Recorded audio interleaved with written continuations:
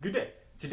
Today I'm going to explain what epistasis and single recessive epistasis is using a non-biology example. To begin, we need to cover some of those pesky bio terms.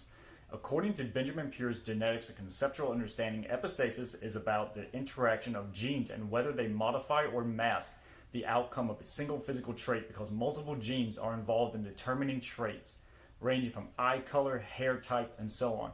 The single recessive part is when having the recessive a of one gene masks or overshadows the alleles of the other genes. To illustrate this, we are going to make our different genes with their dominant and recessive alleles the interstate highways, and our trait the road trip.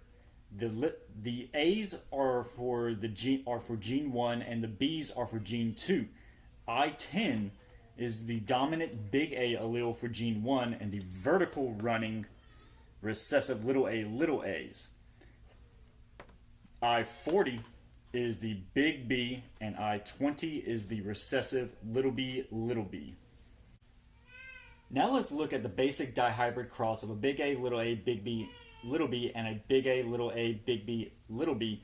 This is going to give us a normal 9:3:1 ratio. This is not yet epistasis until we consider our single recessive gene and that anything with the a gets grouped together, and now the ratio is 9:3:4.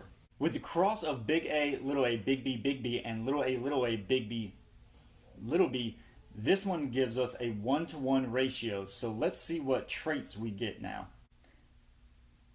Big A, big B is going to give us a trip to the West Coast, whereas big A, little b is going to give us a trip to El Paso, and our four little a's, regardless of the alleles of gene 2, leads to the Grand Canyon.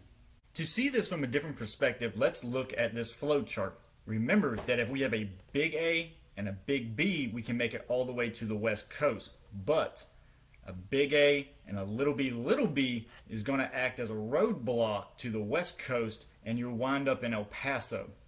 But with the little a stops you from progressing to the other two and sends you right to the Grand Canyon. I hope this helped you understand epistasis and single recessive epistasis genes. All illustrations were done by me, and the lecture material is referenced from Benjamin Peirce Genetics, a Conceptual Understanding. Thank you very much for watching, and have a good day.